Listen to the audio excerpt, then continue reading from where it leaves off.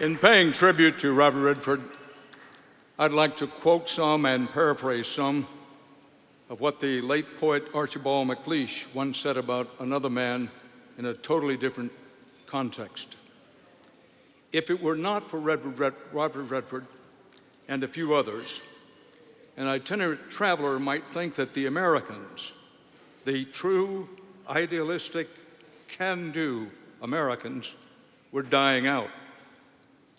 Like the moose in Maine and the horned toads in Texas, they have been mysteriously disappearing. The whole country was once filled with quintessential Americans.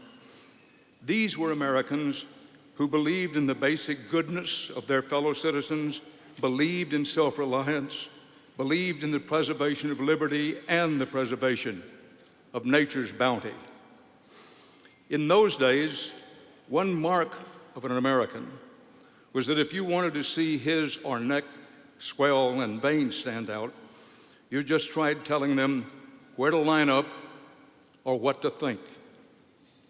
They were hard to herd and impossible to stampede, these Americans. In those days, being conservative was believing in the Constitution and conserving the environment. And being liberal or progressive was to be for the Bill of Rights, no matter who was against it. And most people saw nothing contradictory in being both. They hated labels like the plague.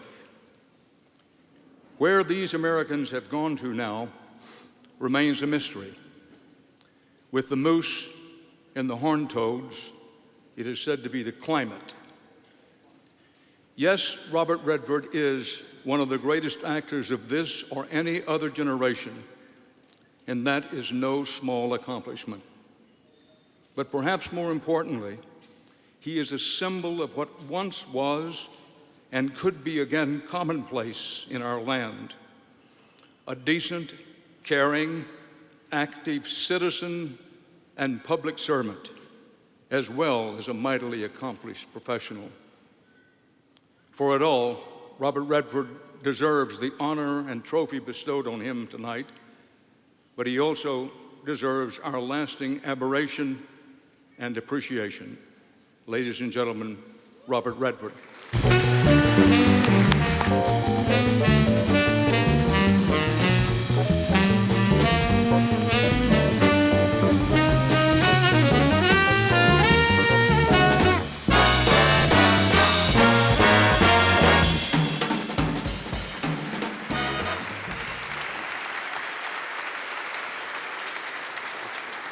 Thank you.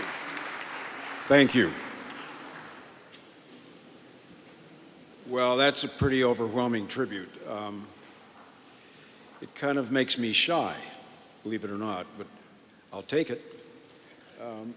Dan, thanks. I'm sitting here and I'm thinking tonight, what incredible company I'm in. I've got colleagues, I've got friends, a lot of the people in the audience here I've known and worked with.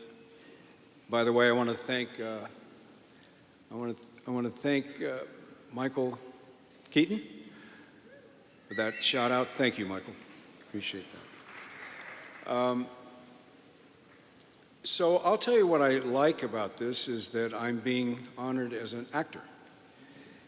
And that touches me because that's how it all started for me. I began in this business in New York in the theater as an actor for hire, paid my dues, developed along the way, and I realized that what I really enjoyed about it was the work. And not only the work, but the craft, and how important craft is to acting. And I'm grateful for that time I had when I had to learn craft and the importance of craft, and I respect it in other actors too. When I work with them and I can feel craft. For example, Helen Mirren. I mean, God, I'm in great company tonight. Because she's got craft. She's got craft, she can do anything. And I had the pleasure of working with her on a film that wasn't in the clip tonight. I guess they didn't like it. But at any rate, working with her was a reminder of how valuable craft is, because she can do anything. And I've been blessed with working a lot of other actors and actresses who can do the same thing. So on a personal note, for me, starting in the business, I realized that as I went along, that what was really important was the work. And that's what I enjoyed. I enjoyed the work. I didn't think about what might come after. I didn't think about things like tributes or awards. That didn't cross my mind. It was just the ability to be able to do the work. And so that's what was important to me. And I guess over time, I wasn't really prepared for success. But when success came, it felt good, obviously. I wasn't expecting it, but I liked it. It felt good. And I realized that when you have success, you want to be a little careful, because success has two sides to it. And for me, with success, it was not something to embrace, but to shadow box with. Because if you get too close, you run the risk of losing yourself. So I always treated success as something to be careful about. You welcomed it. Obviously, you yearned for it. But you also want to be careful about it. And one of the ways to be careful would be to create an equalizer, something to hedge against taking it too seriously and taking yourself too seriously. So for me, that hedge or that equalizer was the word humility. Humility, something that's obviously totally missing in the political debates these days. But humility, I felt, was really important. And so that I wouldn't take myself too seriously as an actor with the success that was coming my way, there was a time when it started to happen that I thought, wow, gee, this feels good. I wasn't expecting this. Suddenly I was being recognized in public. Wow, that felt good. And just the moment when I was beginning to think, yeah, maybe I am a big deal. It really feels good. I like this. I really do like this.